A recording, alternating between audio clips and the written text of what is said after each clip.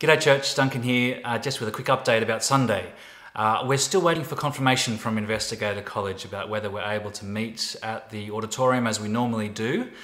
So as soon as that comes through, I'll let you know, but I'm going to assume that we can meet, and assuming we can, there's a few things that we all need to be aware of. Obviously there'll be some changes to how we're meeting, but the basic stuff's going to stay the same. So we're still gathering together as God's people under His Word, and we're going to hear this Sunday a really wonderful part of Matthew's Gospel that speaks richly about the deep compassion of Jesus and what that looks like. So look forward to that from Matthew's Gospel, the end of chapter 9 and into the start of chapter 10. We're going to be sharing in the Lord's Supper together. We won't be singing together, but we will have a musical item as we have done a couple of times before. We're going to have the back wall open again just so that we can spread out, have plenty of space. So do rug up if that's going to impact you in that way. We will have morning tea, but it's going to be seated only, so please only eat and drink while you're sitting down. We're also going to live stream the service to our Facebook page. So if for any reason you're unable to join us in person, jump on to that live stream and you can be a part of it in that way. The biggest change for us though is the government has mandated masks to be worn in all public indoor areas, and obviously that includes churches as well. So we'll need to wear masks as we gather. Top marks to you if you can find a really colourful one to wear, just to cheer things up. So wear a mask on Sunday. There are some exemptions to that. So if you have a medical condition that means it's difficult or you're unable to wear a mask, that's completely fine.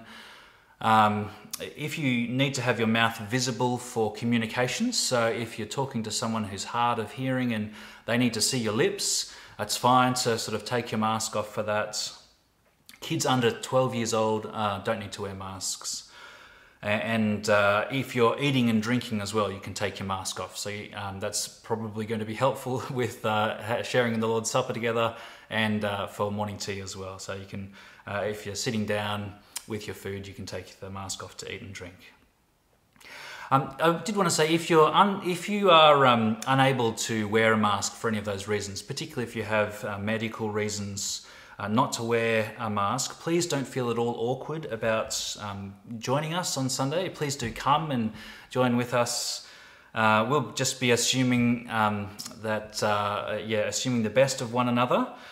So come and join us, please. But for everyone else, wearing a mask is just one really practical way we can love our neighbour, and we can join together in that kind of collective effort to contain this latest situation with COVID, not only in our state but across our country. So that'll be that.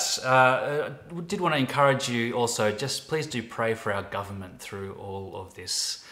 God's word tells us in Romans 13 that the authorities that exist have been established by God, and that they're His servant for our good. So in honouring them, we're actually honouring God in this situation. So pray for real wisdom for them, for everyone who's in charge of making these kind of hard calls. Pray for them so that, as Paul says in 1 Timothy, we can live peaceful and quiet lives in all godliness and holiness. I did want to encourage you to do that and make that a regular prayer. But once again, I'll confirm as soon as possible via email that we will be meeting this Sunday. Assume that we will, and I'll confirm it as soon as I can. If so, I really look forward to seeing you there in person. If not, we'll be back online. We'll put together an online service and jump on the usual web address that we used last Sunday. Okay, go in God's grace and His strength, trusting Him and leaning on Him and in the wonderful truth of His gospel this week, and hope to see you soon. God bless.